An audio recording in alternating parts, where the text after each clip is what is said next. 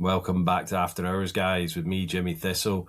It's bank holiday weekend. I'm in recording this because I'm doing some. I've got to do homework. I'm studying to be sober coach at the moment. Hopefully, going to be setting up Thistle recovery coaching very, very soon. I'm doing it with the amazing Janie Lee Grace.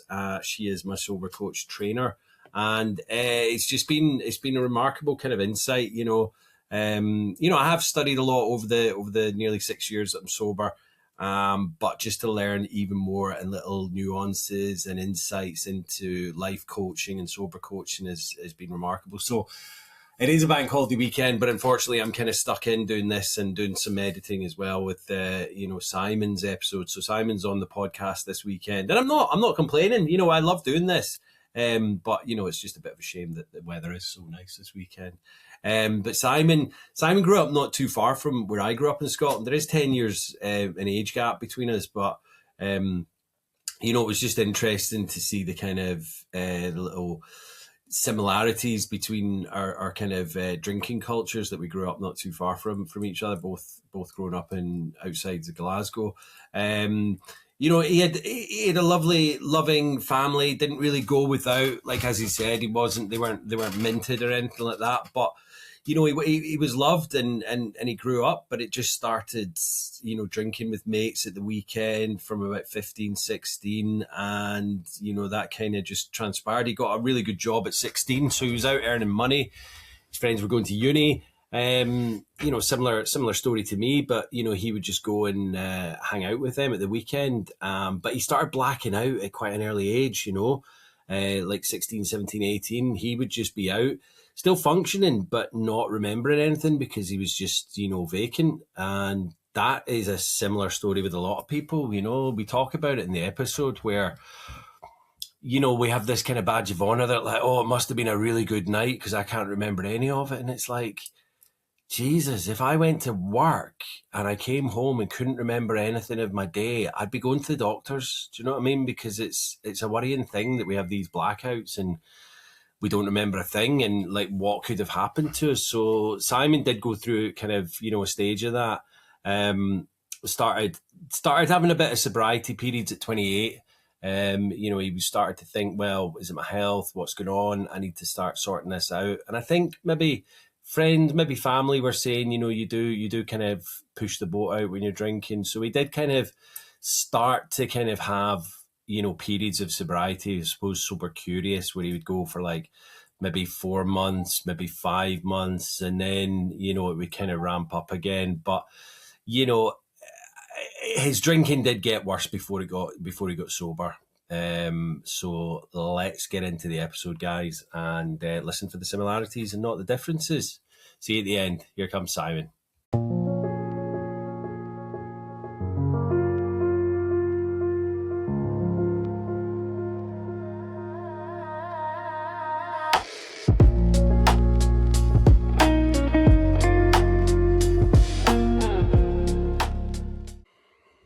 Simon, welcome to After Hours, mate. How are you today? I'm good, thank you. How are you? Yeah, I'm good. I'll just tell the listeners that there is a wee bit of a 2-second delay or something like that. So just so they're aware of it, but I'm sure it'll probably sort itself out as we go along.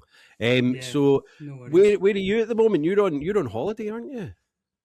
Yeah, so I actually live in Glasgow, but I'm just a wee bit north. I'm up in Callander for a wee holiday. And it just so happens that the podcast was happening at the same time, which is totally fine.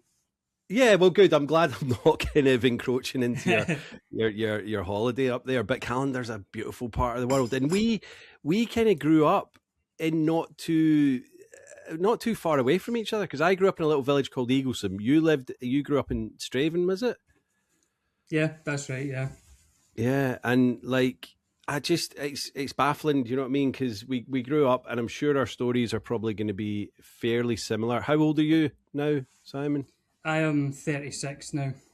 36. So there's 10 years difference. So I'm interested to hear what growing up around the south side of Glasgow was kind of like, in your kind of generation. So let's take it back, mate. Tell us about your childhood, where you grew up, obviously we know, and when you had your first drink. We'll take it from there. Yeah. Yeah, no worries. So, um, I guess my childhood was like quote unquote normal. It was like Mm. I had a really good mum and dad, had a really good upbringing. Everything was like we didn't have like the hugest amount of money when we're growing up, as probably most families in the west of Scotland in the 90s. But it was a really good upbringing, and we didn't go without no like small T or big T trauma. It was like pretty normal, Hmm. if that's a word we could use for it. Absolutely, yeah, yeah. I mean, like that's the thing. I've kind of delved into my past, and I'm like, did my parents splitting up when I was 6? Was that like a big T? Was that a little T? All of these things, and do you know what? Like, I had an idyllic childhood. Like you, we didn't have Yeah, oodles of money. You know, it was my mum get remarried, and we kind of grew up. As I say, in the south side of Glasgow, there wasn't like oodles of money about or anything like that.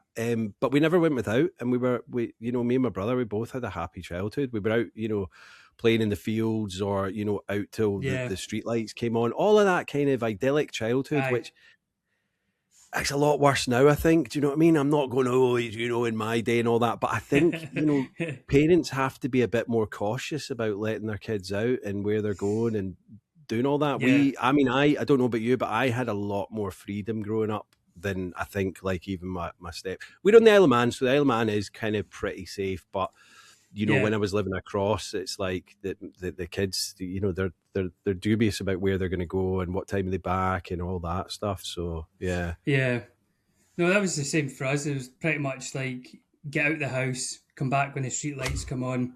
There was not really any sort of like, well, you couldn't be in constant contact because we didn't have mobile phones or anything Yeah. growing up. And Yeah. there was just that faith that you'll come back in when the street lights come on. Absolutely. Like, get back for your dinner in the weekend and then go out, Aye, and then if the street lights are on, you're back in. And that was yep. it. So what was it like, kind of, when did you have your first drink? What was your kind of teen years like? Yeah, so my first drink was probably like aged 15 or 16, Hmm. which is again normal for the Pretty west of standard. Scotland. I know a lot of Yeah. people maybe started drinking a bit earlier, but I was just sort of 15, 16. And actually, I can remember like it maybe like growing up, actually, like, do you know, maybe like your mum or dad would give you a beer, but it was like a tiny bit of beer and the rest was like lemonade. Aye, like a wee, Um, what, a wee shandy, but not even like a proper aye, shandy. aye. It was just lemonade. Um, Yeah. but my first drink, me and my pal, we got like a quarter bottle of vodka each at like 15 or Jesus. 16. Do you know what I mean? Straight on It's the like hard you're stuff, setting Simon. your, I know.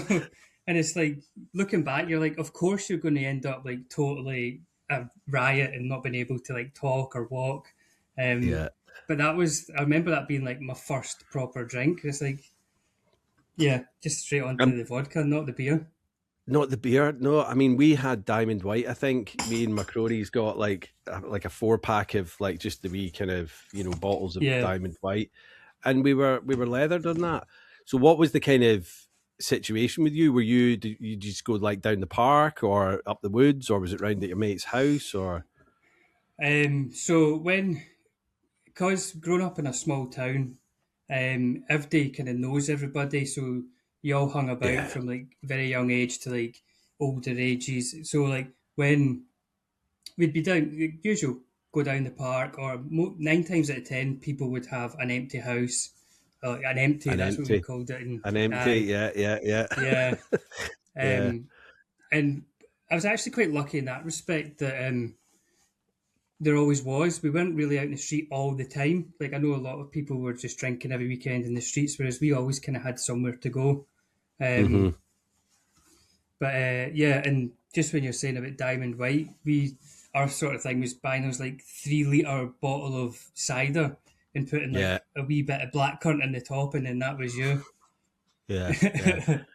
I mean, um, it's there's so many similarities because like there was obviously, like, growing up in Eaglesham, there was definitely the shadier people. Like, we knew them, but they were definitely hanging out down at the park, doing pretty much what we were doing, but like out in the open. Do you know what I mean? Not really Yeah. caring what people were thinking, possibly causing a bit of trouble. Do you know what I mean? I'm not wanting to point fingers or anything like that, but Hmm. we kind of kept ourselves a bit more remotely, maybe round someone's house, maybe an empty, or up in the woods. Do you know what I Yeah. mean? Because we weren't really getting involved in like fights or anything like that, although that was going No. on with other groups. But yeah, me and my friend, we moved on to the vodka pretty quickly. Like, a glass bottle of Iron Brew, pour half out, and then pour a half bottle of vodka in. That was us for the night. And like, Yeah. obviously my tolerance would went up pretty quickly, because there's no way I would have drank that on my first outing. Do you know what I mean? That would have been Yeah. I'd have probably been in hospital, but that was like our little mainstay, that we would get that. I think, I don't know how much it was now, what it was then, but do you know what I mean? It was like, you could probably do that for like a tenner and then get some fags, and we're sorted for the Yeah. night. So yeah, so how did that kind of develop? Was your schooling okay? Did you stick in at school? When did you leave school? And Well, probably one thing to mention is that it kind of fits into my story is I had the sure. same friends growing up all the way through primary school, and then when I went to high school, um, I sort of gravitated towards what I perceived as the cool group, or who I thought I was cool.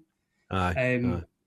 but with doing that, I changed my friendship group, but I never really felt like I truly fitted in with that group. I was Mm-hmm. always kind of on the peripheries. So that's kind of, as we go through my story, kind of part of it. But yeah, school was fine. I was quite good at school, but I never really put in as much effort as I should have.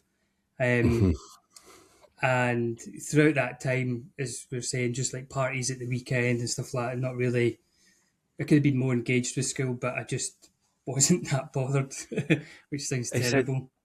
No, but it's a difficult thing. I think, like, we had one friend, and he went on to be um like pretty successful, you know. He went on Hmm. to be a dentist, and like, but he knew that from an early age. The rest of us were just kind of like, oh, I don't know what I'm going to do. I hadn't even got any aspirations of going to uni or anything like that. I was just more like you, just kind of enjoying the social aspect of school, like having different Yeah, groups of friends. Like, we had our main core of friends, but like the whole aspect of knowing lots of different people, do you know what I mean, and being social in that respect, and being pally with lots of people. That was my kind of focus at school. You know, I really didn't. yeah, I could have done so much better, but I didn't have any kind of foresight to think, right, this is the rest of my life. I know my parents, my mum and my stepdad were like telling me that constantly. So it's not like I yeah, had an yeah. excuse that I didn't know.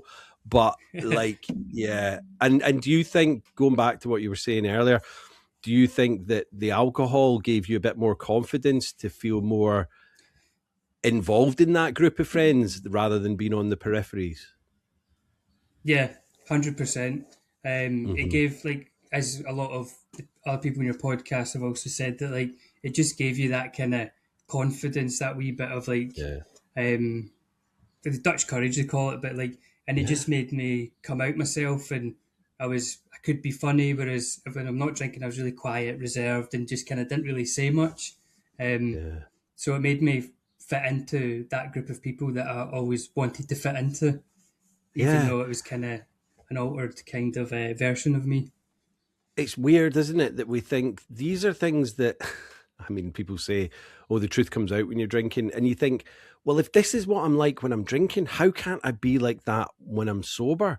And I struggled with that for a long time, because I was like, well, it's actually me that's saying these funny things when I'm drinking. Why can't I say these things when I'm sober? Yeah, But it's because of that, like, what's the opposite of inhibitions? When your inhibitions are down, you're able to say stuff quite freely, whereas when you're sober, you're kind of like, oh, I don't know if I should say that, that's a bit off the wall, or do you know what I mean? it's yeah, it's it's weird, yeah, it's weird. So, like, I don't know about you, but I, like, drinking from an early age, it gave me that confidence. It gave me that kind of superpower to be someone, possibly someone I wasn't, but I thought this was the better version of me. And it's like, it's quite sad to think about it now. But do you know what? yeah, Like, I had good times and I had fun. But looking back, it was like, was that really me, or was that kind of just this, like you're saying, altered version of yourself? It's weird. Yeah. Yeah, I think I think for me it was sort of, or I look back and think that is sort of me, but it gave me that self confidence to be myself as opposed to like as I say, I was just so quiet and nervous, and I've Mm-hmm. I've got some notes here like because I was got thinking back and stuff, and I always remember being like painfully shy and kind of I Mm-hmm. always felt socially awkward and kind of scared, like even scared to like have like proper conversations with my pals. And then obviously being like 15, 16, 17, I wouldn't talk to girls and stuff, and like this alcohol just seemed like this is a solution. I can go and be Yeah. who I'm wanting to be. Yeah. Yeah. Yeah. But like, you tell me, what kid at like 15, 16, 17? There's obviously a few that are full of super confidence, and it's like, Jesus, how the hell did they get like that? But the rest of us are all just these shy little kind of awkward teenagers that, yeah, when they're in their close group of friends or their best mate, they can say whatever, but you make that crowd a bit bigger, and it's like, oh, suddenly it's like, I don't know what to say here, and then give Aye. yourself a Yeah. drink and you're fine. You're fine. It's crazy. Yeah. And that is obviously like the kind of be all and end all when you're that age, to be able to talk to a female. It's like, whoa, do you know what I mean? Yeah. Exactly. Exactly. Once That you, was like the most. That was the most like fear-inducing sort of conversation you could oh, have, and then with alcohol, it's like, oh, no worries.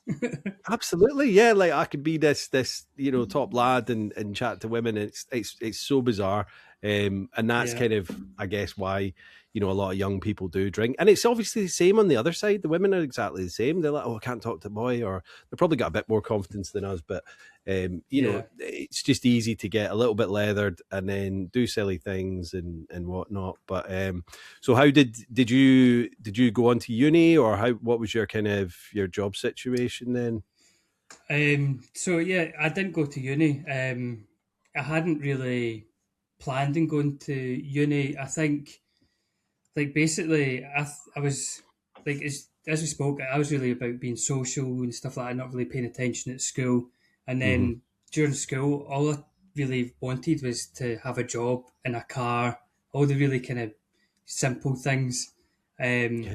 Money so coming and in, all, because yeah, like the whole thought of uni for me was like, because I was already working. Like I worked in John Menzies at the weekend. I used to have a paper round, and then it became like the uni thing was like, well, it's going to be so long until I'm earning money. Do you know what I mean? So it was like, I just want to go out and get like a full-time job. That was kind of my yeah. focus, really. Yeah, to get money. Yeah, that was the same for me. And then an opportunity came along because I was doing graphic design and computing at school, and one of the local companies, a joinery company, were looking for somebody to operate the computers for designing staircases. And they came into my Right. computing class and said, "Oh, have you got anybody who might be interested?" Blah blah blah. So long story short, I eventually got picked, and I've done my last exam on a Friday, and by the Monday I was working full time. Wow. Wow. And that sounds Yeah, like, do you know what I mean? It's not like just coming out of there and going working in a shop, which obviously there's nothing wrong with. I mean, that's kind of what I did for a bit.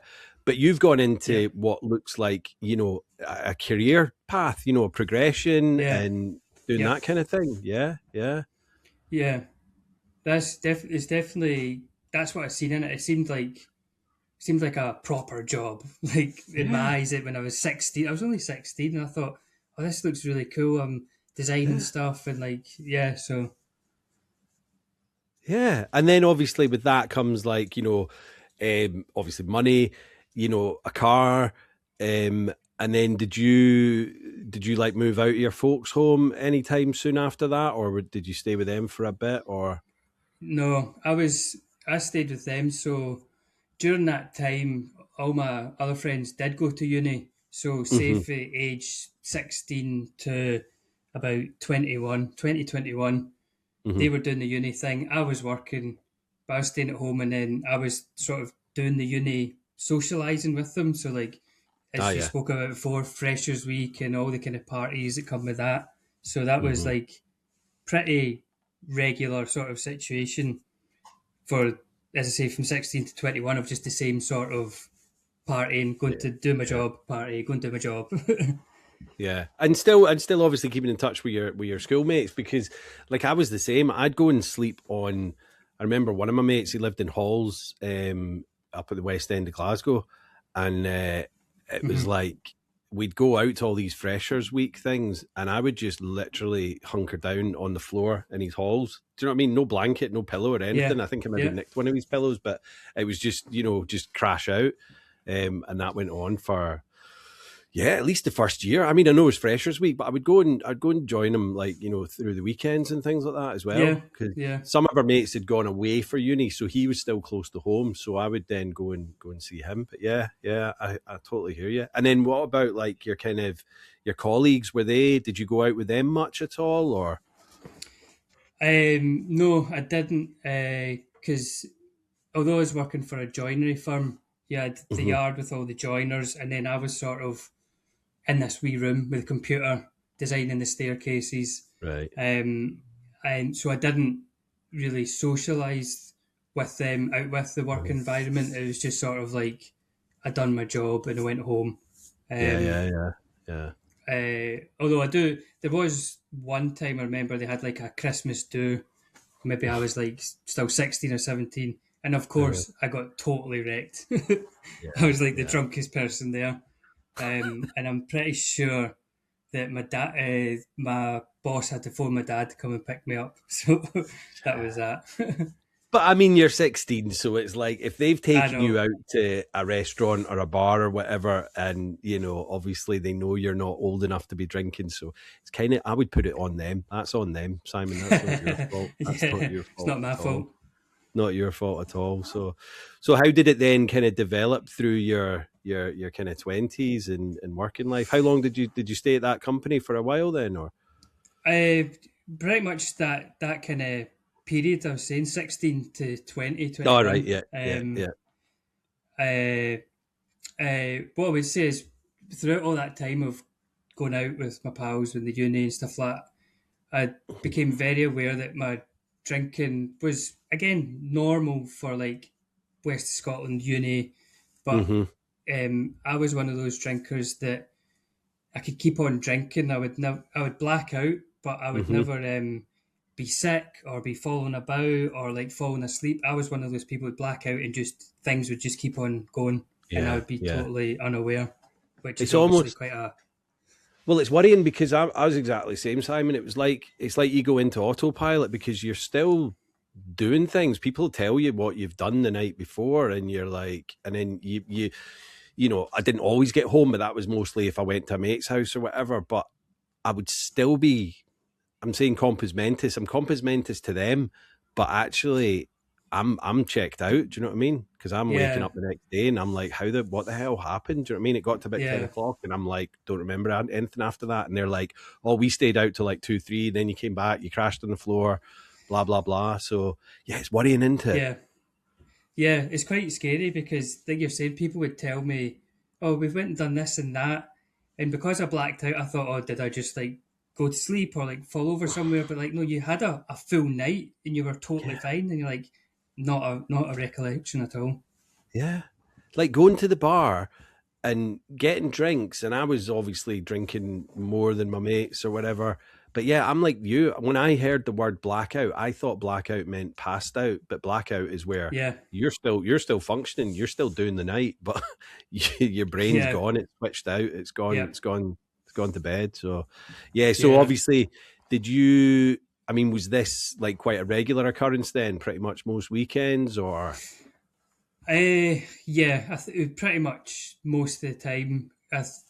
I'd been told like by my dad and mum from a very young age that I just didn't have that off switch. I would just, if I had, like loads of people spoke to you about, like, it wasn't just like, don't get me wrong, there was times you could have a few drinks, but most of the time, once you'd started, you're like, this is me until early hours of the morning. Pretty much every time, there wasn't like very few times was there an in-between kind of thing. So yeah, it was Yeah, because Um, like with me, like if we were going out and we were going out Friday night, say it was like Glasgow or wherever else I moved to, it was like if we're going out on the town, a couple of beers in a pub and then going to a club or whatever, like that was me. That was it. I was not gonna go, well, I'm only gonna have 5 drinks tonight and then I'm gonna go home before 12. Nah, if I was out, I was out. Do you know what I mean? And that's kind of all bets are off kind of thing as to where I was gonna end up. I didn't have a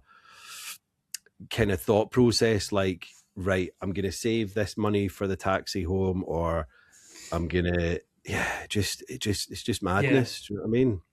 aye, yeah, that was pretty much me.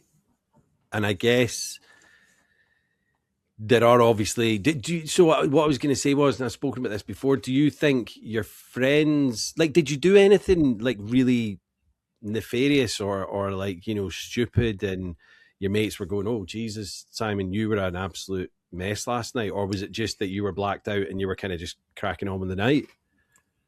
Yeah, no, there was nothing like kind of unusual. It's like, as you say, I was blacked out, but I still functioned. Like, people could tell I was drunk, but like I was never Mm-hmm. like, oh, you're out of control. It was just sort Yeah, of, yeah, yeah. you just crack on, and like nobody would really. And then all of my friends were doing the same thing, excessive drinking. So behaviors Yeah. weren't really unusual within our circle. It was like it was all normalized amongst us. So if somebody Yeah, was there was too never drunk, it any wasn't. judgment from them and going, oh, Jesus, Simon, you were absolutely mashed last night or whatever. Yeah, Yeah, it's just what yeah. we did. Yeah. So did you start to think, I mean, I'm going to put words in your mouth. I guess you didn't think Mhm. it was a problem because everyone else was kind of doing that. Yeah, I black out, but I'm still having good nights if I can remember some of it. Yeah, yeah. And it was totally normalized. And if you didn't remember the night, it was almost like, oh, that must have been a good night. But Yeah. you don't remember it, so like it was a total like not valid sort of point. It was just like I don't know why that was a thing. Like the less you remember, oh yeah, you had a good night. I'm like, I doesn't make know, it's sense. like a badge of honor, isn't it? Like, oh, Yeah, and I did wear the badge of honor that I like. I don't think I was ever sick with alcohol until sometime in my 20s. And then even then it wasn't like that then started happening. It was like a one-off thing because I could just drink and drink and drink, and I never really passed out like you were saying earlier. So it was blackout, but then I'd be like, oh yeah, yeah, really good night last night. And I can't remember any yeah, of it, but it was obviously a good night because, my pocket's empty and I've only got like some shrapnel left. It's like, yeah, must have been a good night. yeah. Yeah, it is scary. So how did that kind of then develop through your 20s? Like, did your mates then, once they finished uni, what was kind of the score then? Because you're obviously, did you move on to a different job at that point then? Yeah, so I moved on. I started, so I lost my job in the financial crash. So, like, when all the Ah, businesses were kind of shutting down, um, yeah, yeah. and I went from 5 days a week to 4, 3, 2 days a week working. And then Mm. I started at Historic Scotland as a stonemason, Oh, um, nice. which was quite lucky as my cousin, he worked in that industry and he says, there's a job coming up. So I started there, an apprenticeship. Um, and also got into like my first proper relationship. Mm-hmm. So through that period, I was with Historic Scotland for 11 years, but through the apprenticeship and the relationship with that woman, the drinking sort of slowed down a wee bit because we Mm-hmm. were in a relationship. We moved into rented flat and stuff like that. We had like a little kind of life going, and Yeah. then because we didn't have to go, or I wasn't going out with my friends so much. The drinking actually sort of slowed down a little bit, so it wasn't like Uh-huh. as aggressive, I suppose. Yeah. Was she a drinker as well, but not like massively Yeah, going she out was. every weekend? Yeah. Yeah, we'd have a good drink ourselves, like in the flat, or if we went up to see family or whatever. But Mm-hmm. occasionally we would go out, but it wasn't like that relentless kind of Friday Saturday. Sometimes even a Thursday Friday Saturday. It kind of slowed down to like one night at the weekend or whatever. So Well, it wasn't you're doing the right as thing, bad. Simon. You know what I mean? That's the kind of, you know. you're probably about 21, 22 at this point, maybe, and then you're kind of almost settling down and doing the right thing. That's what most people kind of do, don't they? You know, they get a girlfriend and then they kind of move in together, and then they're like, right, we're gonna, you know, I'm gonna calm my drinking down and all that. So yeah, so what kind of happened after that then? So I think around about 2015 is when that relationship ended.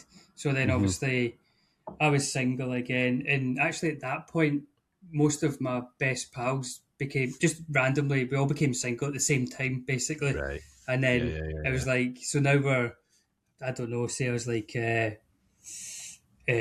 24 then, so it was like it all kicked off again, everything ramped back up again, we're all single, we're all going out. Yeah, because you're going out on the pool, you're going out in the city, and do you know what I mean, to find ladies that you can talk to and whatnot. Yeah. So that's when it kind of ramped back up a wee bit again, and then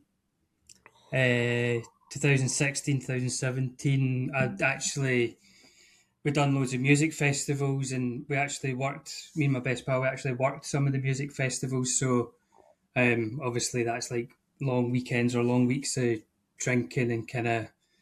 What were you doing at the festival? Were you kind of security or? No, two people we know run like a wee clothing kind of shop, and they do the festival runs every year. So because we're both single, we're like, oh, we'll get on that. But like that's just, we done loads of festivals that year, and it was just sort of, or those 2 years, and it was just sort of like, it's almost like party years. There was loads of parties, loads of late nights. It was sort of a bit relentless, I suppose, at times. But you're in your 20s, Simon, and it's like, well, what, you know, like there's no harm in that. You're getting like almost like free tickets to festivals. You know, you're kind of there for the weekend or whatever. And as I say, you're in your 20s, so like, why wouldn't you be doing that? You know, you're single. Yeah. You got your mates around you. What's kind of, you know, so were you drinking at the festivals as well, or were you kind of keeping that on an even keel because you had to work as well? Lots of alcohol. I think you've just froze, I think. Oh, are you there? I hear you. That's you. Yeah, that's you back. Yeah, we're back. Can you hear me? Hi. I can hear you. Sorry, I just said. So were you working at the like were you drinking excessively at the festivals, or were you kind of keeping an even keel because you were working? I would like to think it was an even keel, but no, probably not. Because there's loads of late nights. I mean, I suppose. Well, so like. Yeah. I was going to say, I suppose you're during the day at the festival, keep a lid on it. You know, you're selling clothes or whatever, and then in the evening, you know, you can just go hell for leather type thing. Yeah. What I would say is, like, throughout those 2 years and stuff, there was still definitely that no off switch, and just kind of once you were going, you weren't stopping, and it was like, I guess I had a really good 2 years, but that's when I started realizing that I just can't. Once I'm going, that's it. I started realizing that this was a regular occurrence, and that was happening all the time, pretty much. Yeah. It's as I said before, like there are people that do have that off switch. They've got that sensible head on. They're like, I'm only going to have 5 or 6. Like my wife, she rarely drinks, and if she does, she's only going to go out and have like, you know, maybe 5 or 6 drinks tops, and then that's her, because she knows like I don't want to get completely smashed. So yeah. So what are we? 2015, 2016 now. So. Yeah, so 2016, 2017, I would have been, I can't do quick maths in my head. I think, actually, I don't know. 28, I think. We'd be about 28. Yeah. So obviously mid late 20s. Were you kind of, so you're doing your stonemasonry as well, and you're single. And then, just out and partying with your mates. How did that kind of then go on? Was it all right? Or? Yeah, it was. They just like, more of the kind of same sort of patterns, and then a couple of like short-term relationships in and out. But Mhm. this is during, so I started like doing work on the side, thinking about maybe starting my own business. And it was Mhm. during this time that I started like taking wee periods off, like a month off or 3 months off drinking.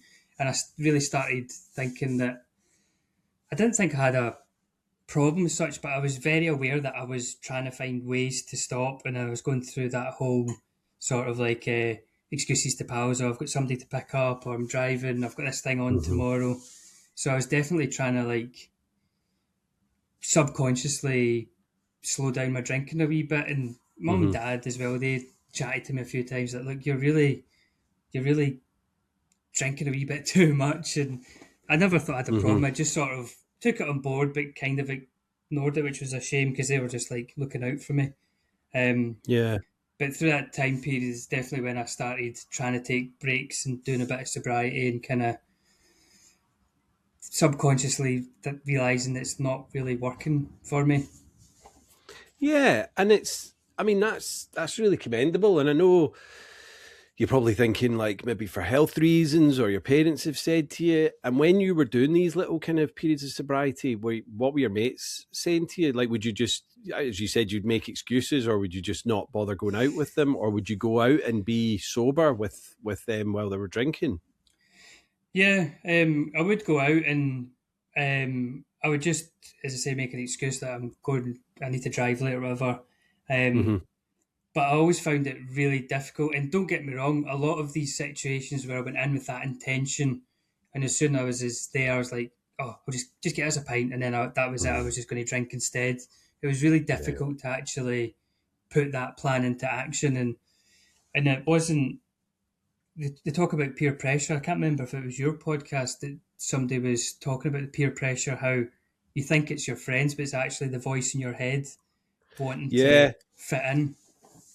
it was Anna Donaghy last week, and it was a really Yeah, astute, thing. And she was saying we worry about peer pressure, but actually we're doing it to fit in. We want to.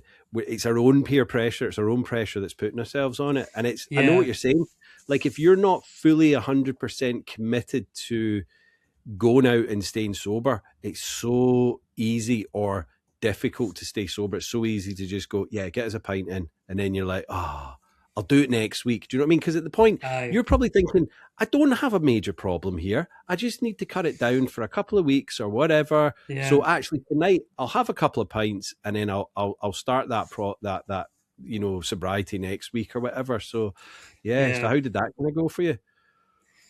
Um, yeah, there was a lot more failed attempts. As you say, you get to the situation and then you're just like, oh, Mm. I'll just start drinking. Um, and yeah, it was sort of like, so I've just lost my train of thought there. I had a point to make. No, you're all right. It'll come back, I'm sure. Um, uh, yeah, no, it's totally gone. No. But I um, mean, like, it is tough when you're, I cut myself off when I got sober this time. I cut myself off from, going out with mates. I mean, I was over here, so a lot of my mates were across in the UK, but I would definitely not put myself in a situation where I knew that I might be tempted, because I just thought, I was committed at that point, and it sounds like you weren't ready to make that big step. You were just doing it as little 2 month here, yeah, 3 month there, or whatever. And it's, unless you're fully committed, like I was saying, I just couldn't go in a pub for a long, long time, because I knew that if I went in, it'd be so easy for me to just go, I'll just have one, or I'll have a non-alcoholic one. And then if I had a non-alcoholic one, I'd be like, well, I'll just have a little half, or a vodka and coke, or, yeah, or something like that. And it's always, you just think, I'm just gonna have one, but then it's all bets are off. Especially, well, with me it aye, was anyway. So yeah. yeah. I think a lot of the time, if I like, say, if I had like been sober for a month or 6 weeks or whatever, and then I did have an occasion where I ended up drinking, my brain Mhm. sort of was like, "Oh, you've ruined your streak. So what's the point?" And like, it was always that. Well, the next thing that came up is like, "Well, you drank last week. You've ruined your sobriety, so you might as well have this. You'll start it again at some point." and it was quite defeatist almost, I suppose. It is, and that's the like. There's a lot of people like that when they do day counting, and I day count. You know, I'm like, you know, and I think that when they do have that relapse or lapse, whatever they want to call it, it becomes like they're like, oh my God, I can't do this. This is too hard. So I might as well just keep drinking. Do you know what I mean? Because they're like, well, I had 60 days and now I'm back to square one. And it's like, well, what's the fucking point? I might as well just keep drinking. Aye. Do you know what I mean? And that's that mental obsession kind of playing with you the whole time. And it's like so easy to just, because like if you've just had one day where you've drank with your mates, you can just go back and be sober the next day. Like, but people think they've built this massive big barrier up again, and it's like it's really not. Just get sober again, you know, and you keep doing it. So, how long did you kind of do those kind of little stints of sobriety? Then was that like over a year or a couple of years, or? I would say that was over quite a few years. So I would say from so after 2017, so 2018 to 2020, just before COVID, I spent a lot of time taking wee stints of sobriety, on and off, like pretty consistently. I was, as you say, I think you're right. I wasn't quite ready, but I was trying to like. You're sober curious. You're sober curious. Yeah. And did you what were your habits like when you were drinking at that point? Were you drinking daily, or was it still just a weekend thing with the mates? Were you drinking on your own at any point, or? No, it was just binge drinking at weekends at that point, right up to COVID. But then I think for a lot of people, this COVID is where their drinking habits changed, and it was after COVID, which we'll get to, which is when I got into my worst period of drinking, we'll say. Yeah, COVID was just, I mean, I got sober in COVID, like in the summer of 2020, but the first 6 months of that year were just an absolute car wreck, train wreck, whatever you want to call it. And I think so did you have your own place? Were you living on your own at this point when COVID hit? No, so I was back out with my parents at that point, and just in the January of 2020, so just before COVID, is when I met my wife, Katie. So we had like a couple of months of dating, and then in March, COVID, obviously the lockdowns and stuff that happened. But then because of the lockdowns, you couldn't, you had to make a decision of where you were going to stay. So if you were going to go to someone's, you couldn't go in other people's houses. So I made the decisions like, I was going to say there was all these bubbles and whatnot, and you had to make your bubble, and it was so sorry. You made your decision to. Yeah, so me and Katie decided, like, why don't you come over to my flat and like stay in for a wee while, and we can both like, because we'd only spent like 2 months together, or it was right at the start of a relationship, so we're like, why don't we do that? So I think in the May of 2020. I moved in the lockdown, and then we've lived in that flat ever since. Right. Okay. And so how was your work? Did you get furloughed, or? Because I know you were saying you were doing a bit of kind of your own business on the side of that, but how did it happen? What happened with? Well, first of all, how was your work okay? Was your work not being affected by your drinking at this point, or? No, my work was fine. Obviously, people would have like the odd Monday off and kind of feeling like crap and kind of not really performing as they should. But it was kind of okay. But it was when it was COVID. I wasn't furloughed, but most of the guys were furloughed, and I was still able to go about in the lockdowns and do some site checks and stuff like that. Right. And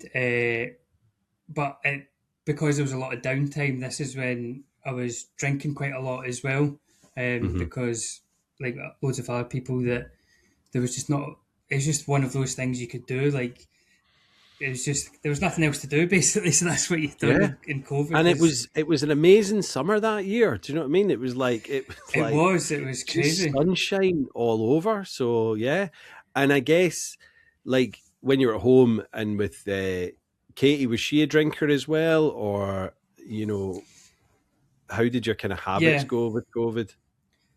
So she was a drinker at that point as well, but she was definitely less of a drinker than I was. Mm-hmm. Um, and we were still getting to know each other and stuff at that point as well. Yeah, So it was quite fun. It was kind of the honeymoon kind of phase, yeah, and yeah, yeah. so it was kind of yeah, it was all right. Uh, but yeah, so I through when I wasn't furloughed, I started working on the side and started to put in the steps for starting my own business. Mm-hmm. Which so I left that job in 2021, and that's when I started my own business. Mm-hmm.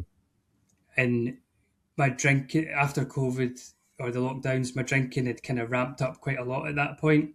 And then I think Mm-hmm. starting a business and the kind of stress and the kind of relentless effort you need to put into something like that, and I was using alcohol as a stress reliever, basically. Yeah, yeah. Um, Yeah. I mean, what a time to set up your own business. Lots of people are furloughed or I out of know. work, and you've jumped ship from your company, and then you've set up your own company. So I mean, good on you for that. But I can imagine the stress and obviously you're just in a new relationship. You're living together. Yeah, You don't want to come home and be like, oh, go on, do this, and you know what I mean. It's easy. It's that instant gratification to come home, have a couple of cans or four, and just settle down for the evening. Do you know what I mean? And it's yeah, like, okay, you're yeah. probably not getting leathered every night, but it's No, it's. So how was it? Did it kind of creep up, and what were your kind of, I guess, like kind of red flags that you thought I'm drinking too much? Was Katie starting to notice it, or? yeah. So Katie started noticing it. It was starting to creep up exponentially, I would say. Mm-hmm. And then in 2022, that's when it really got bad. I was like, I thought when I started my business, I thought, oh yeah, I'm great. This is really easy. I'd booked loads of work and I was getting through it. But then 2022 was like the reality of like running a business and delays and difficulties, and Yeah. I just wasn't coping with the stress at all. Mm-hmm. I suppose up till this point in my life, I was quite lucky and like I was quite passive throughout my life, and nothing really stressful ever happened. And it was the first, which is sounds terrible. That was my first proper stress, but like I've never had to cope with it. I've never had to put in the mechanisms to deal with any of my Mm-hmm. emotions in that respect. And Mm-hmm. and I just every night there was a wee Tesco just behind the flat, so I'd finish my work, grab some cans, come into the house, and as you say, Mm-hmm. it was never like anything crazy, maybe like 4 or 5 cans of beer, but it got to the stage in 2022 where that was every day without doubt. Mm-hmm. And then because of the stress and stuff like that, at the weekends when I wasn't working, it was just all bets were off. Katie Yeah. was noticing I was just getting too drunk. My mum and dad were like, this is getting, you're quite visibly like just out of control a little bit." Mm-hmm. Mm-hmm. So it properly ramped up. Well, as we discussed through my life, it's creeped up throughout my life, but that's when it Yeah, just yeah, yeah, really found a new level. yeah.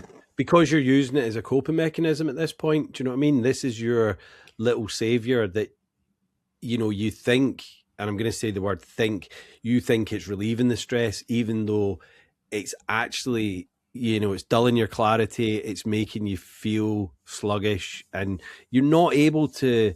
And I don't just mean you. I mean anyone that's drinking quite heavily. They're not able to cope with stress. We think it's a coping mechanism, but actually, things just start getting on top of us because we're not equipped to deal Yeah. with it because we're feeling like crap all the time. And when you were coming home, was were you drinking those cans on your own, or was Katie having like a glass of wine, or was it just kind of you drinking? I think Katie would occasionally have a glass of wine or whatever, but she also just through her own choices just decided to stop drinking so much, like Yeah. probably in like kind of end of 2021, Mm-hmm. and she'd maybe have the odd glass of wine here and there, but she had So yeah, we always drank in our presence. She'd maybe have a glass, but I wasn't drinking on my own. Um, although as it started to Although ramp up, you are drinking on your own, because even though you're with someone, you're still the only one that's drinking. And I know it's yeah, weird. It's weird. We think, well, I'm not just drinking on my own like some alcoholic, but actually you kind of are, because the other person's not. You know, you're not doing it as a kind of group or whatever. And you were saying about your kind of parents. Would you go up and visit them for dinners or something, and then you'd be kind of getting a bit drunk in front of them as well, or was that? no, it was more sort of so like because I was now living in Glasgow and running a business, we probably wouldn't see each other as often. So it'd maybe be like somebody's birthday, or we'd go away Hmm. for the Hmm. weekend. One time in particular, it was my mum's birthday, and we went up to Fife, Hmm. and that's when they noticed that for the long weekend I was just like drinking quite a lot. Drinking, yeah, yeah. Yeah, and it was I was like, oh yeah, I'm fine. It's not like, but it was looking back and like without because at the time I'd like deny it, but no, it's all good, I'm fine. But it's like Hmm. it was a lot. It was a lot. Yeah, yeah. And I think, like, you know what you're saying, like Katie just to kind of decided to kind of not stop drinking completely, but, you know, kind of calm it down and all that. That's the kind of normal thing to do, like when we get into our kind of 30s and, you know, I suppose 40s as well. But it's like, you know, we want to start taking care of ourselves, but a lot of people don't, and a lot of people just keep kind of drinking. And it's that whole thing. It's like, I've had a good day at work, I'm gonna have a drink. I've had a bad day at work, right, I'm gonna, you know, dull my senses with this booze. And it just kind of, you know, as you say, it's kind of been steadily creeping up, but then it just kind of gets to kind of almost a tipping point, which is where it did for me many times, but I just kind of kept on kind of creeping it back up as well. So Yeah. what was there kind of like a rock bottom moment for you, or did you just kind of get sick of Katie and your parents Um, going, what, oh, you're drinking too much, you know? no. So like as I say, it really ramped up, and then there was occasions throughout that year where we'd go to some event, and then we'd be going home, and I would not very often, but like there'd be a time where I'm like, I'm just going to go in this pub and have a couple more pints, and Mm. Katie would go home, and that's when it kind of took a bit of a. I know you're saying about not really drinking on your own, but like that's when I was doing it on my own, and it So wasn't you're like going into, sorry to butt in, but you're going into a pub. Katie's going home, and you're going into a pub where not your mates are in there. You're just going into a pub like to kind of just have some drinks. Yeah. yeah, yeah. That only Yeah. happened a couple of times, but that was Yeah. like Yeah. quite like this is not good behavior. It's kind of Yeah. like it's kind of getting a bit worrying, and Yeah. uh, yeah, it was just kind of it wasn't great at all, to be honest. And No, if in because terms of it's. I like, mean, that is a kind of a warning sign, and I'm just saying that because I would do that from quite an early age. I had no problem with going into, you know, a spit and sawdust pub or wherever and just going up to the bar and ordering drinks. But then looking back, it's like, you know, I maybe had a girlfriend at home or whatever, and it was like, why was I choosing to be in a pub full of strangers rather than being at home with my loved one? Do you know what I mean? It's just that I weird kind know, of thing, but it's because you get that call from it, and it's like, you know, for you to have recognized this before that got any worse is just so commendable, man. So yeah. well, So sorry, you were I saying. wouldn't. You're saying commendable, but without like a gentle nudge for my wife to like get this sorted out, I Yeah. probably would still. Well, as I was trying to get sober numerous times, but I'd probably still dip in and out of it if I didn't have that kind of reasonable voice to say, look, this is just not. This is getting a bit kind of dangerous territory with the way the habits around your drinking and stuff. It wasn't really.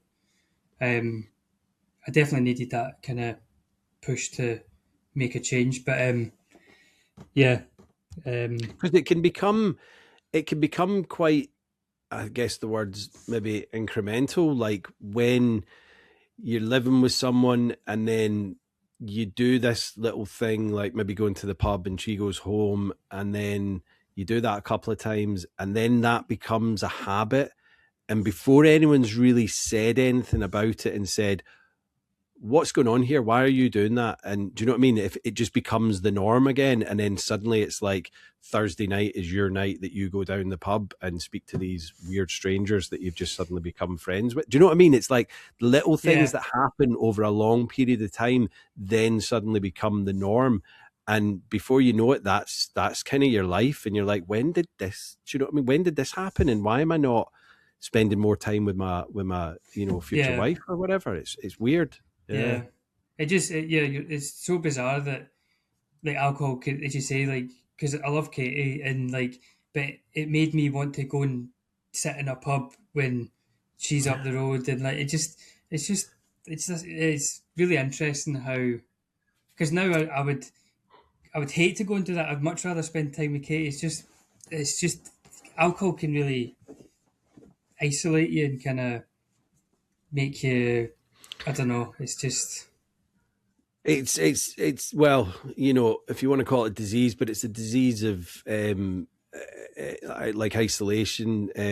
It wants you on its own, and it does that, and it's so weird. And I know that, like, you know, when you're living with someone, you don't spend all your, you know, working living time with them. Do you know what I mean? But you know, if you're going out on a Friday night or whatever to be in a pub rather than being at home, and it happens all the time. It happens with so many couples, and they just kind of put up with it. And it's like, well, why are you not doing stuff together at the weekends? Because you work all week and you want to spend a bit of time with each other. And it's like, why are you going down the pub? I don't know. That's just me, but it sounds like you'd rather be at home than going down the pub. But you're thinking, well, shall I probably get like a bottle of wine from the shop or some beers from the shop, but actually I could just nip in here. I'll only go in for one. And I'm sure that one became like, you know, 2 or 3.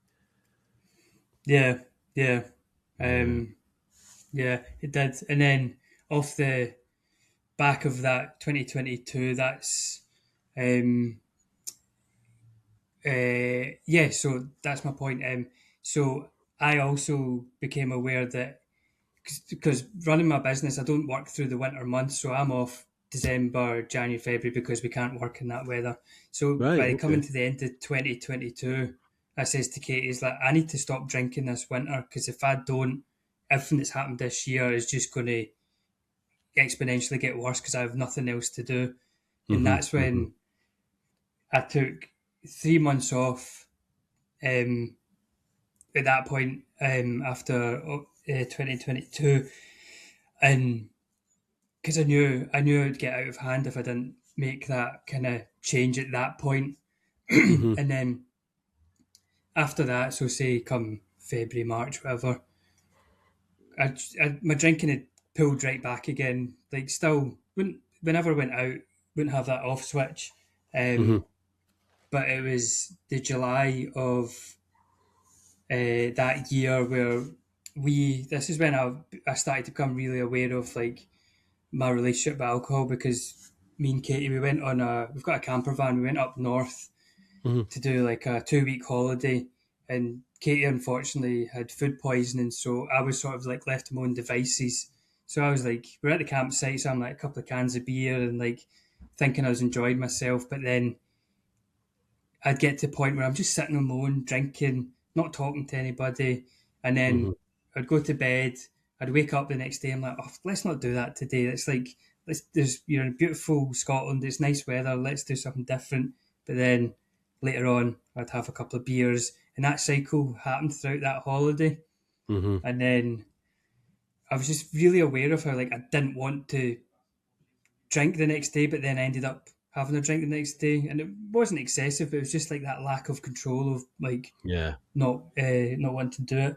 And then at the end of that holiday, we had a wee music festival, and which was good fun. But like, I woke up on the last day of the festival, and I said to Katie, "Look, I'm done with drinking," and that was my first proper 7 months no alcohol stint of like proper sobriety, I'll call it, because wee bits in and out, but that was like the longest time I'd ever been sober. And that's when, at the time, like the pink cloud, I was like so enthusiastic. I was running away in the camper van, hiking, doing sunrise hikes, doing cold water plunges, like it was that sort of honeymoon Oh sobriety yeah, phase. yeah. And did Um, you did you just well? I'm guessing you just cold turkey it, and did you do any? You didn't do any meetings or anything like that. You were just like knock on the head, and then doing all these other kind of therapies like cold water therapy and that to help you along. yeah, yeah. So that, yeah, I just kind of white knuckled it, and like, don't get me wrong, like, for although I was in that pink cloud sort of phase, I always said to Katie, like, through that period, I could walk past a pub and see somebody with a pint and go, my brain's always like, I could definitely have a pint right now. So I was sort of Yeah, like white knuckling it. I was like, just trying to, like, one day after the other. yeah, Um, yeah, yeah, I was quite, but I was like, it was hard, but it was also easy because I was just so enthusiastic. And, yeah. um, but what I would say is, though, during that period of sobriety, I never, or up to that point in my life, I'd never done any work on myself. I'd never done any therapy. I'd never tried to understand myself more. Hmm. And as it turns out, like, a lot of my drinking's based around like self-esteem and what I think of myself and like coping mechanisms.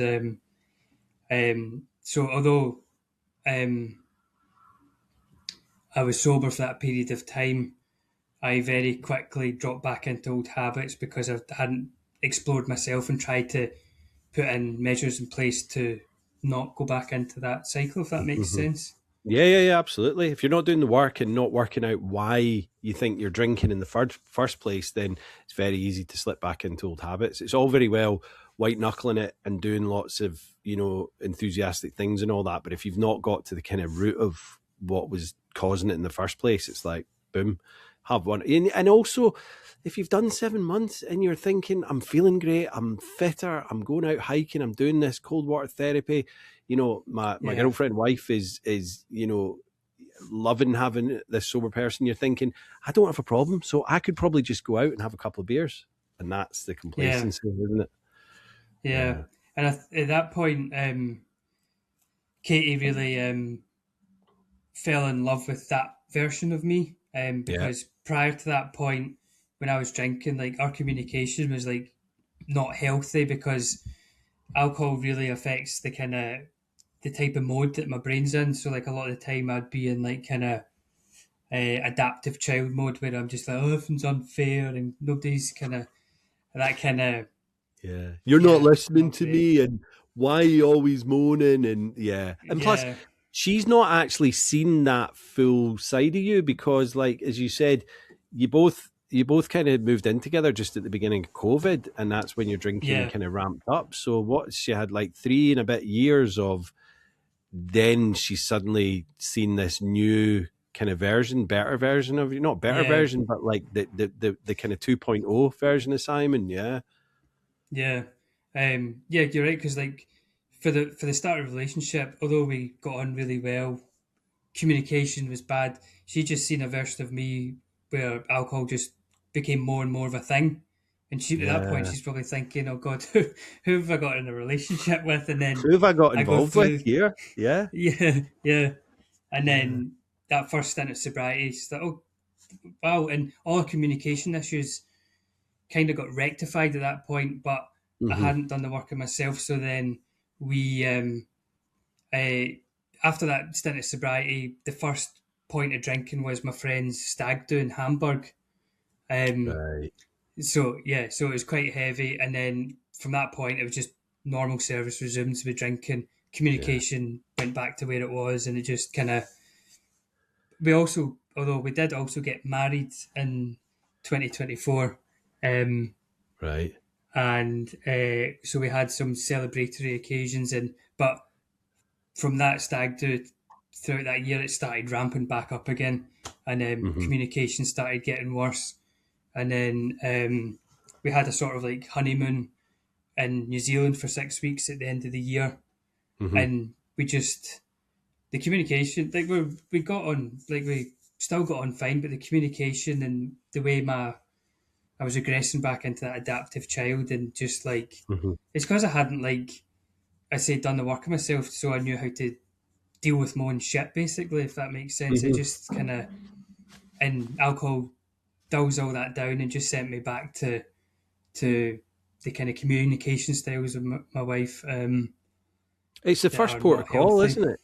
It's like that's Yeah, the first thing we go to, especially when we're in that early stages of it. It's like, even though we know our life and our communication with our significant other, and our work, I'm sure your work was your business was booming as well at that point, because you weren't kind of yeah, you were more kind of focused on it.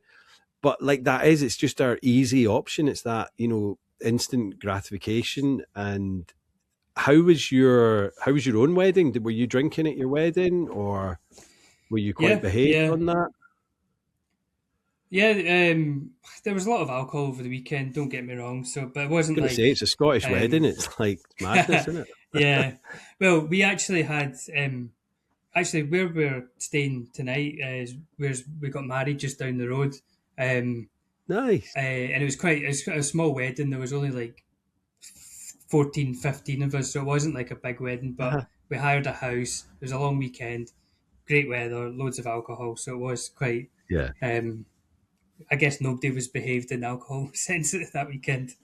No, but it's not also like you've got like, hundreds of people and you're up on the stage, and then, because I've been to Scottish wedding where, in fact, it was the guy that was the dentist, and his wedding was this beautiful mad big affair. It was down at Yeah, what's the Rabbie Burns hotel place called down in Ayrshire?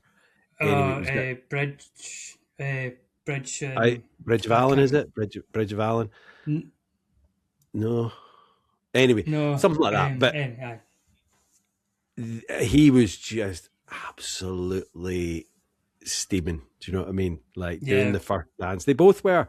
And I mean, it was just like, we were in our 20s, so it was just a kind of a bit of a hedonistic wedding, but it was amazing. Everyone was just absolutely leathered, and him and I think he blacked out as well, so I don't think he remembers much of the reception, but yeah, yeah. that's how it goes. And I'm not kind of saying, oh, all Scottish weddings are like that. Of course they're not, No, but they do like a drink, so yeah. I And would did say you have a stag do as well? 99%. Yeah, No, no. 89%. So we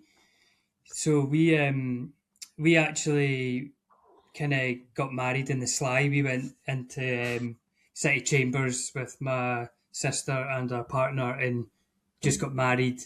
Kept it quiet. Then told Yeah. everybody, the 15 people, we went up to this little house and Nice. had a celebration. So I didn't have a stag do. I didn't want to have a stag do because I was just, again, through this time period.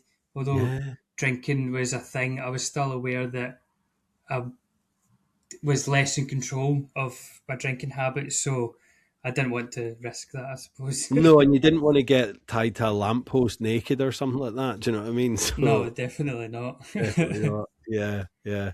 So um, where did it kind of go after that then? So you're married and yeah, so we had the kind of honeymoon at the end of the year, hmm and once we came back, my communication was just really bad, and like I wasn't drinking a huge amount, but like as I say, because I hadn't done any of the work on myself and like the stress of work and like just basically I think basically I've never, I know I'm 36, but I'd never grown up.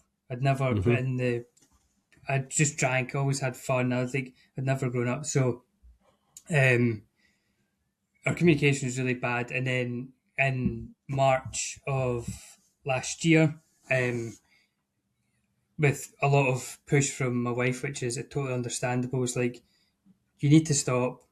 And I was like, I need to get some therapy just to like work out what's going on and stuff. hmm And apart from a handful of occasions, I've pretty much been fully sober since the end of March last year, and Well I've done. had zero alcohol since August last year. But it feels a lot more different this time. It's not as pink cloud. It Yeah. just feels more normal. It's more like what I need to do. I need to put in the work. Yeah.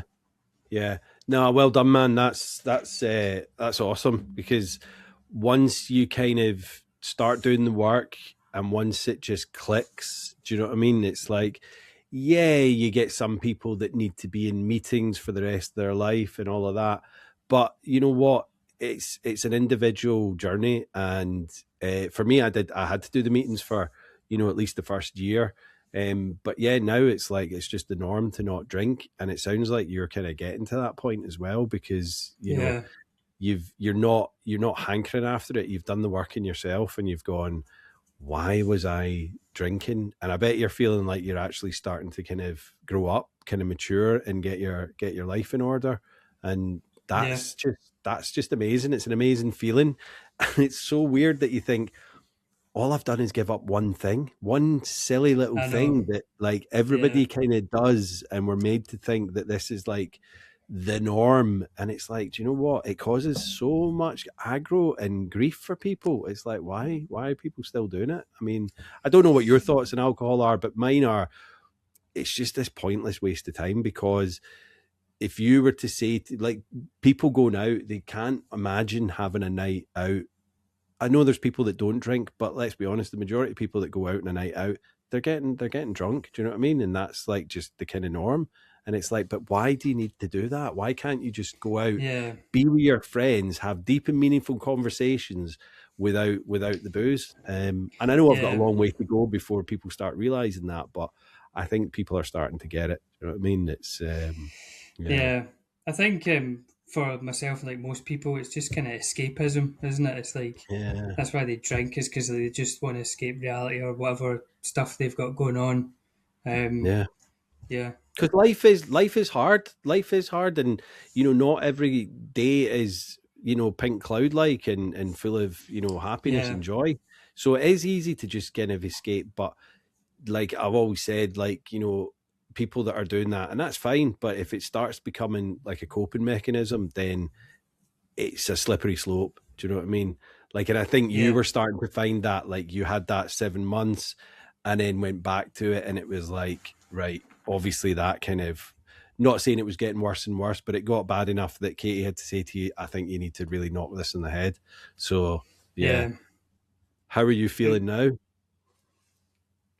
Good. Yeah. I'm feeling a lot. I think doing a lot of therapy last year, um, and it just feels a bit different. I feel less like kind of white knuckling it, and kind of Hmm. I understand myself better. And then when I look back at when I was drinking, it just fogs up like everything, and it's just like really brought me down to like a base level. Whereas when I'm like not drinking, like everything just is better, and my relationship Yeah. with my wife is better, my work is better. Um, and this time round with the sobriety, I just feel, as I say, it's less pink cloud, but it just feels more normal, and I'm more focused, and I don't feel like, oh, I need to get to this date. I just know I'll get to that date. It's kind of, Yeah. it's just more normal for me now, and that wouldn't have came without me understanding myself better Hmm. and being able to grow up and be more aware of myself. Yeah, and I think when people are drinking, life is like peaks and troughs. Do you know what I mean? It's like this wavy line, whereas like what you're saying there, like my life, yeah, of course there's little bits of ups and downs, but it's more of a flat line. Don't want to say flat line, but do you know what I Yeah, mean? It's more of a plateau. Life is kind of manageable. And yeah, there's some great times, but the dips where it goes down are definitely not as bad as they were when I was drinking, aye, because yeah, they were just horrible. Yeah, yeah. yeah. Um, Um, like, yeah, there's yeah, the peaks and troughs is like the dopamine, isn't it? It's like, yeah, it's really good, but like the lows are much worse. Whereas if you're more middle ground, it's like actually better for you. Yeah, yeah, yeah. And I think even like, you know, you weren't drinking like vast amounts through the week. And it's like, but even that, you think, oh, I'm just having like 4 or 5 cans. I'm all right. You know, I'm not drinking heavily. But actually, that is just depleting your kind of your dopamine all the time. And you just need to keep refilling that by getting more and Yeah, more and more. And it's just, it's, how was that Christmas then? How was Christmas and New Year there? Because obviously, Christmas is quite boozy, and Hogmanay's boozy as well. Was that because that's obviously your yeah. first sober one, was it, or did you do one the year Over before?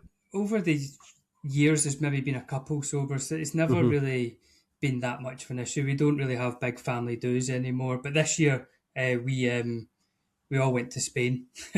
Oh, nice, nice. Yeah, so I went with my family, and my mum and dad, know they still drink, but I was really not bothered about it, and actually felt Yeah, really comfortable and what I wanted to do. And like, if I was tired, I'm like, look, I'm heading back to my apartment. Use crack on.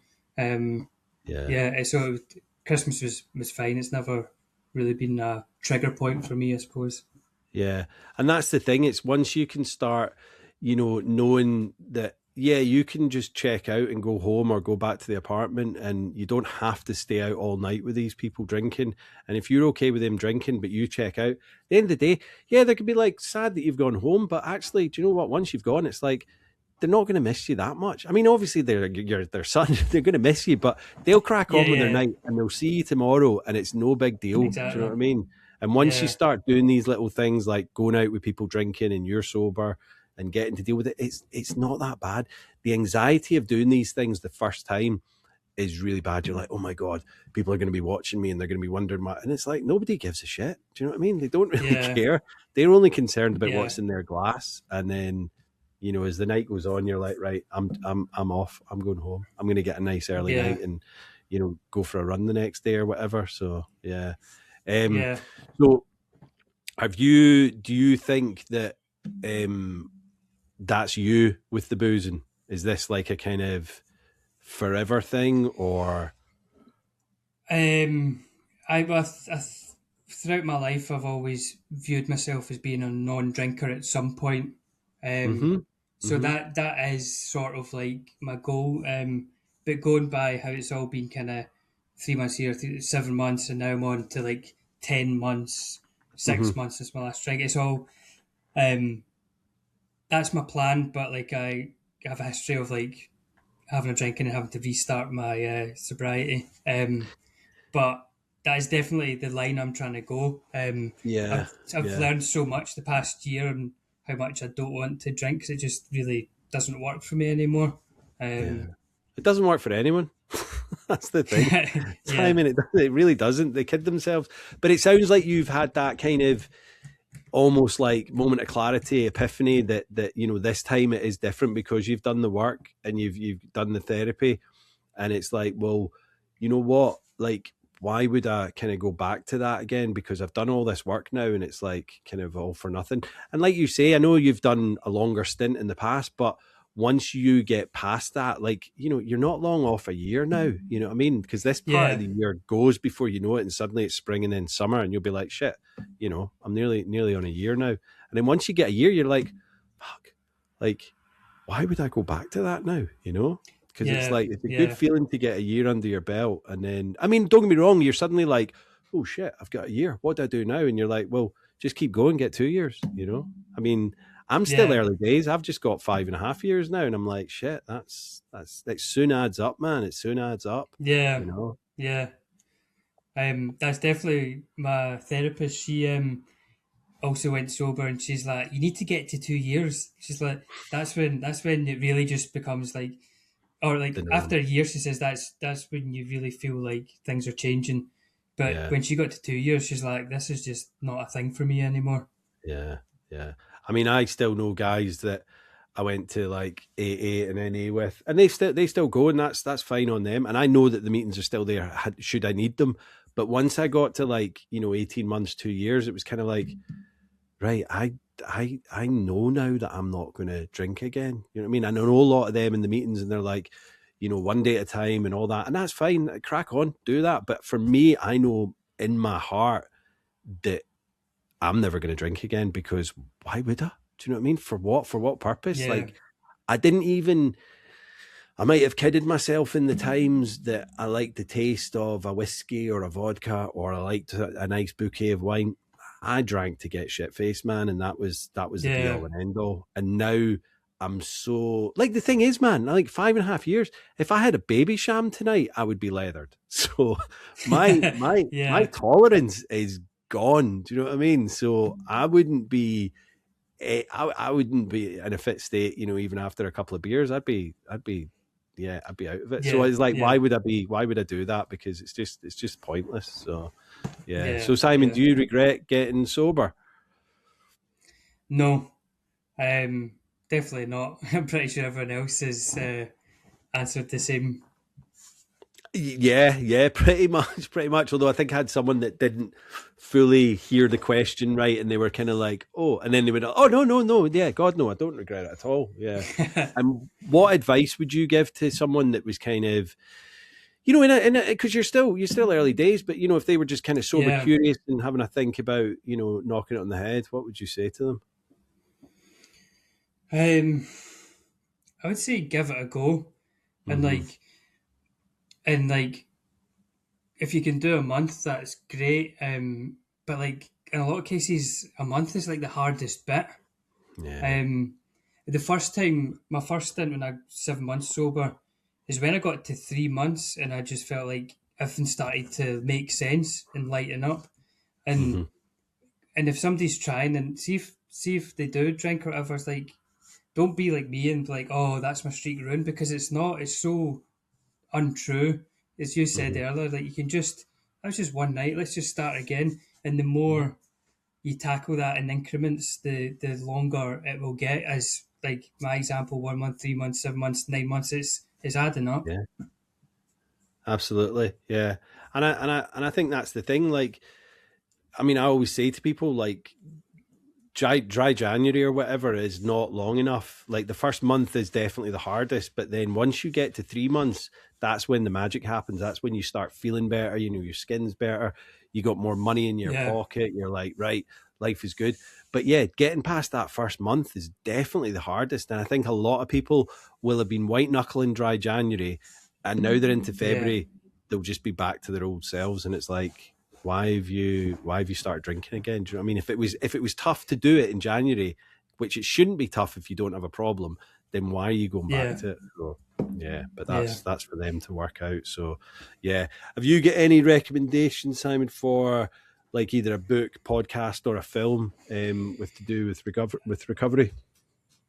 Um, I think one of the biggest things for me was Andrew Huberman has a podcast. He's a neuroscientist, and he's got a Oh yeah. podcast episode about alcohol and the effects on the body and brain, or something along those lines. And I Uh-huh. listened to that before my first sobriety, and like, so it's all scientifically backed, and it's like the effects that alcohol have on the body and brain, even from like the littlest amount of alcohol, was just such an eye opener.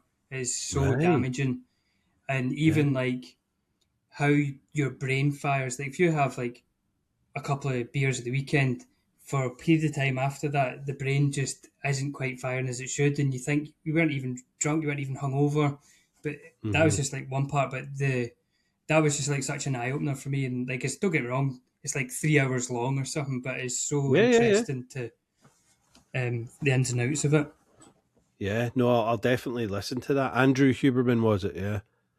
Yeah, yeah. Yeah. Yeah. It's quite an undertaking to listen to, but it's just so interesting. I found it very interesting anyway.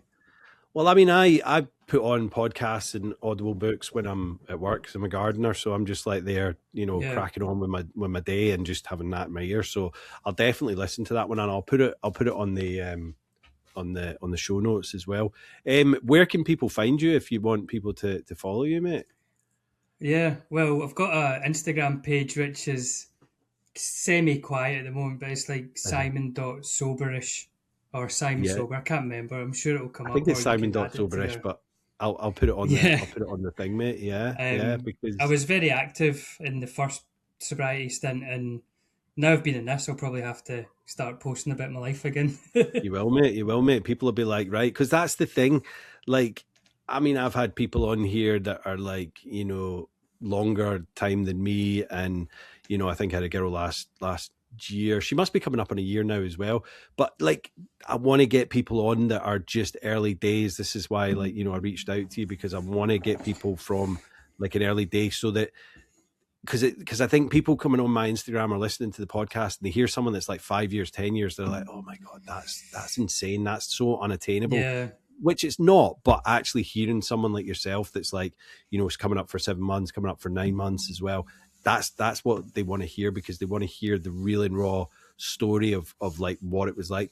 Like I had my Instagram from day dot from when I got sober. So like going back yeah, all through my posts, you can see like the kind of journey that I've been on. But obviously that was like Yeah. 5 years ago now. So it's good to get people that are just there at the forefront and doing it, man. So really Yeah. appreciate I think man. it might be. I think it's quite confronting for some people if somebody's got like 5-6 years, as you say, like, oh, I'm never going to get there, and they sort of Yeah. like, it just seems like a bit too much of a jump for them, I suppose. Absolutely. Like, I remember when I first started going to the meetings, one of my mates was like, he was hosting it, and he was like, I think he just had 2 years, or he was 18 months or something. And even that was like, oh my God, that's so much sober time, because I couldn't get a week at that point. You know what I mean? So it was like, oh my Yeah. God. But now he's like, I think he's 7 years and I'm 5 years. So it's kind of almost like the same. Do you know what I mean? So like, the more people like yourself that are out there saying, listen, I'm on 6 months, I'm on 7 months, I'm on 8 months, like, you'll see people that are like day one and they're like, oh my God, right, I can get 6 months, I can do that. Yeah. So it's just building that kind of community more and more and more, because all the new people coming through, they need to have that kind of support, and you know, people like yourself can give it to them. So yeah, appreciate it, man. Cool. Yeah. Well, thank you so much for coming on the podcast, Simon. It's been an absolute pleasure getting to know you, mate. And I appreciate your sobriety, and you know, all the best for, you know, the future, mate, and keep trudging away. Thanks very much, and thanks for reaching out to have me on. My pleasure, mate. My pleasure. Chat to you soon. Cheers, Simon. Cheers. Thanks very much. Bye-bye. Bye-bye. Thank you, Simon. Such a great episode, and thank you for, you know, taking your time to share your story with us. You know, it was tough for Simon because, you know, he was just doing what everyone else was doing, and you know, to start having his family and his future wife to kind of say, you know, your drinking's kind of getting a bit out of control here. And then with COVID, like so many other people, we just, you know, we went hell for leather because there wasn't much else to do.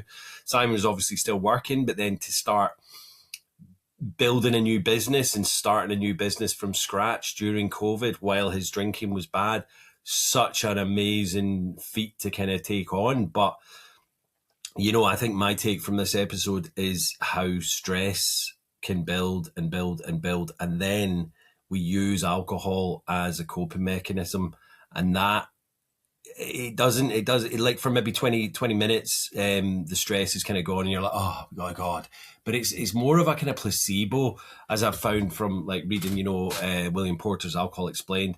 It's a placebo effect, and also Annie Grace mentions it in this Naked Mind. I put my teeth back in.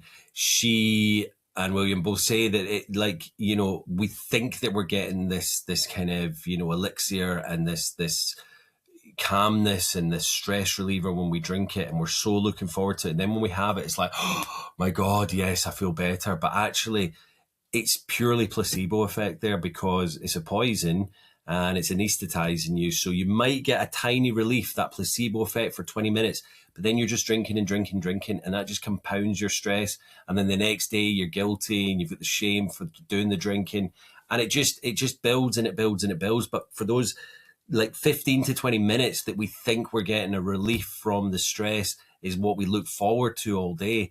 So once you take that out of the system, out of the equation, you know, your stress levels will go down without a doubt. Like, I promise you that. It's not about, you know, you've got to get over the first couple of weeks, maybe the first 4 or 5 days, depending on your drinking habits. But once you get past that, like Simon did, life just opens up. You know, he was out hiking, like, you know, going cold water swimming, and his wife like almost fell in love with him all over again because she hadn't seen this side of him. And that is just the power of, you know, giving up alcohol, and it's amazing.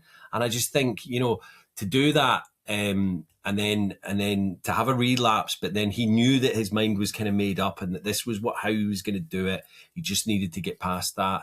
And, you know, well done, Simon, for doing that. Now, Katie and Simon are walking the Arran Coastal Way in Scotland for Community Alcohol and Drugs Service, NHS, Forth Valley and Ward B3 at Forth Valley Hospital.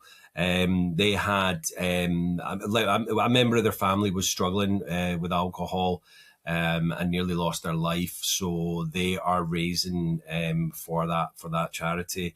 They're doing amazing. So it's I've donated some for it as well. So the link is in the description of the podcast. So please give generously, because it's an amazing thing that they're doing, an amazing charity, and just to help people out, because alcohol and drugs as well, they're just a horrible blight on our society. And, like alcohol is a drug, as I've said so many times before, and it is the worst one out of the lot of them. So for people to just think, oh, well, it's just a little bit of booze, it's just a little bit of alcohol, wrong. Nah, it's the biggest killer, and it's doing more harm, and it's not doing any good. So it's time we just kind of stamp that out and do things to stop it. So thanks again, Simon, for coming on the podcast, and just an amazing insight into your story. So thank you. Guys, as I say, bank holiday weekend, I'm stuck indoors, so feel sorry for me. Please leave a little message or a comment or 5-star review.